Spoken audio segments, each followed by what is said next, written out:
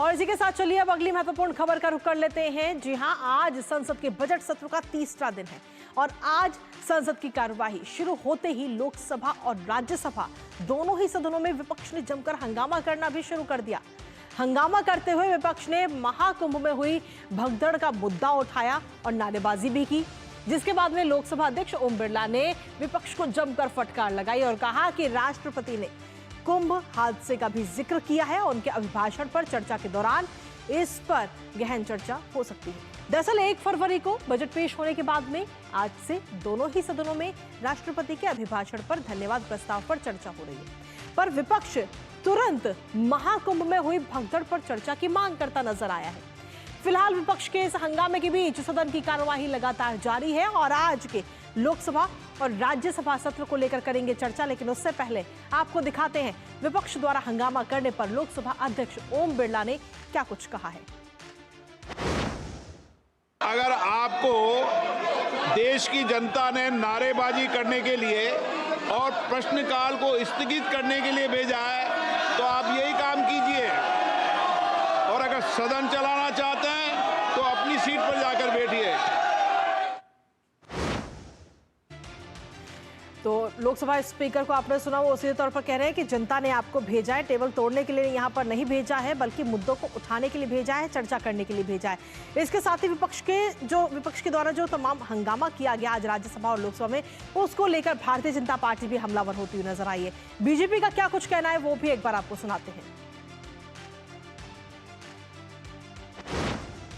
दुर्घटना है वो कोई किसी के द्वारा निर्मित नहीं की गई है और उस घटना के लिए बाकी सभी लोग हैं, माननीय प्रधानमंत्री जी और संबंधित जितने भी हमारे देश के वरिष्ठ हैं, सब उसके प्रति चिंतित हैं। लेकिन ऐसा कोई मुद्दा नहीं है कि जिस मुद्दे पर वॉकआउट किया जाए। अध्यक्ष जी के बार बार कहने के बाद भी कि भाई प्रश्नकाल के बाद हम इस मुद्दे को आप लाएं तो हम उसको चर्चा करवा देंगे, लेकिन ये देखने में आया है कि विपक्ष कभी भी प्रश्नकाल को भी ख़त्म कर देता है और हंगामा करता है। वो सदन चलना ही नहीं देना चाहता और जनता को गुमराह करने का काम करता। तो सीधे तौर पर ओम बिरला की तरफ से कहा गया कि आप पहले प्रश्नकाल को चलने दीजिए, उसके बाद में महाकुंभ के मुद्दे को लेकर भी चर्चा करेंगे। लेकिन वहीं विपक्ष की अगर हम बात करें तो विपक्ष लगातार अड़ा रहा कि तुरंत चर्चा होनी चाहिए। इसी पर ताज़ा अपडेट ले लेते हैं। हमारे साथ में हमारे सहयोगी ऋषि कुमार इस वक्त जुड़ रहे हैं ताज़ा अपडेट के साथ। ऋषि, आज बजट सत्र का तीसरा दिन और तीसरा दिन भी कहीं ना कहीं सोमवार जो है काफ़ी हंगामेदार नजर आ रहा है। जब से सत्र शुरू हुआ, चाहे लोकसभा का हो या राज्यसभा का, दोनों ही जगह पर सदन में काफी हंगामा विपक्ष की तरफ से किया गया, जिसको लेकर लोकसभा स्पीकर ने फटकार भी लगाई। बिल्कुल, देखिए दोनों सदनों में जो स्थिति बनी, हालांकि दोनों सदनों को चलाया गया और वहां पर लोकसभा में भी प्रश्नकाल चला, राज्यसभा में भी प्रश्नकाल चला, लेकिन बड़ी बात यह है कि विपक्ष की क्या भूमिका रही, विपक्ष ने क्यों हंगामा किया, क्यों शोर शराबा किया। क्योंकि लोकसभा में तो स्पीकर ने कह ही दिया था कि आप प्रश्नकाल के बाद जो भी मुद्दा उठाएंगे, क्योंकि शून्यकाल के समय में आपको मुद्दे उठाने का जो भी अवसर है वो मिलेगा और इस पर आपको पर्याप्त अवसर है कि आप आगे अपनी बातों को रखें। इसी तरीके से राज्यसभा में अगर हम देखें तो राज्यसभा में 9 जो कार्य स्थगन प्रस्ताव दिए गए थे, उनमें से इससे संबंधित भी कार्य स्थगन प्रस्ताव था, जिनमें कि सभापति ने कहा कि किसी भी कार्य स्थगन प्रस्ताव के नोटिस को प्रॉपरली उसको टेकअप नहीं किया गया है, इसलिए वो सब खारिज किए जाते हैं।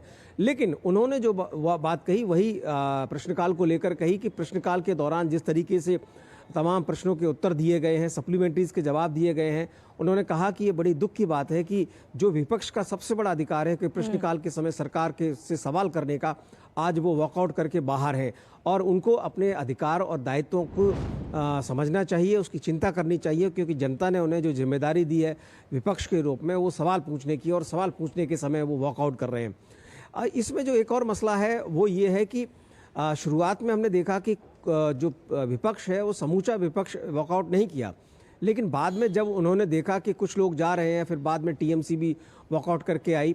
और इसमें सबसे बड़ी भूमिका शुरुआत में जिस तरीके से हमने देखा था कि राष्ट्रपति के अभिभाषण के दिन ही और बजट सत्र के दौरान ही समाजवादी पार्टी के सांसदों ने हंगामा किया था। हालांकि वो गतिरोध थोड़े समय का था और ये कार्यवाही आगे बढ़ पाई थी, लेकिन पूरी की पूरी अगर हम बात देखें तो सिर्फ एक मुद्दे को लेकर वॉकआउट की रणनीति इस बार विपक्ष ने अपनाई है, जिससे कि वो अपने ही अधिकारों को, जो प्रश्न करने का अधिकार है, उससे दूर होते जा रहे हैं।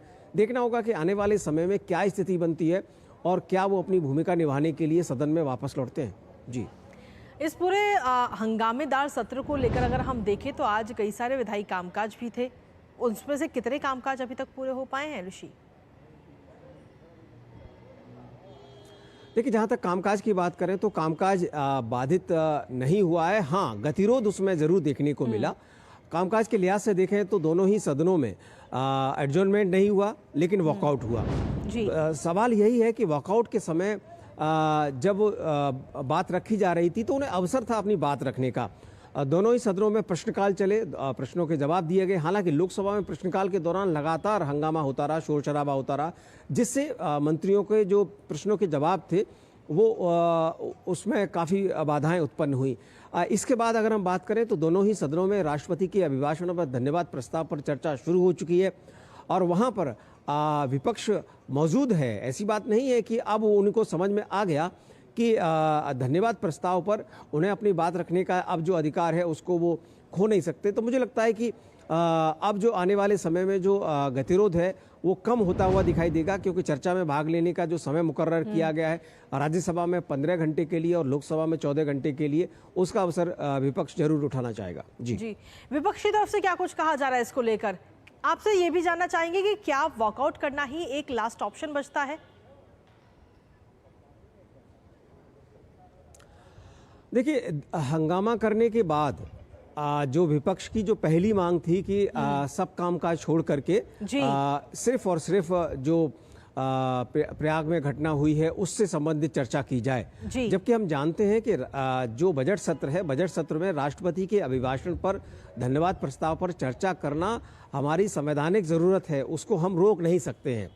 ऐसे में उन्होंने प्रश्नकाल को रोककर इस पर चर्चा करने की मांग की। दूसरा, गतिरोध लोकसभा में विपक्ष की रणनीति ये रही कि वो लगातार 1 घंटे तक नारेबाजी करते रहे और हंगामा करते रहे, लेकिन बावजूद इसके जब सदन का स्थगन नहीं हुआ तब उन्होंने इस हथियार का उपयोग किया कि वो वॉकआउट करते हैं। वॉकआउट करने का अधिकार है, उन्होंने वॉकआउट कर दिया, लेकिन बात यही है कि वॉकआउट आपने क्यों किया जबकि आपके पास अवसर था अपना मुद्दा उठाने का, सवाल पूछने का, प्रश्नकाल के दौरान प्रश्न पूछने का आपका अधिकार था। तो इसी वजह से मुझे लगता है कि अब राष्ट्रपति के अभिभाषण पर वो जरूर चर्चा में भाग लेंगे और इसमें उन्हें अपनी बात रखने का मौका मिलेगा। लेकिन ये पोस्चरिंग का एक मुझे लगता है कि इशू है कि उन्होंने वॉकआउट किया एक मुद्दे पर। जी, चलिए, फिलहाल बहुत बहुत शुक्रिया ऋषि, तमाम जानकारी और अपडेट्स हमारे साथ साझा करने के लिए। और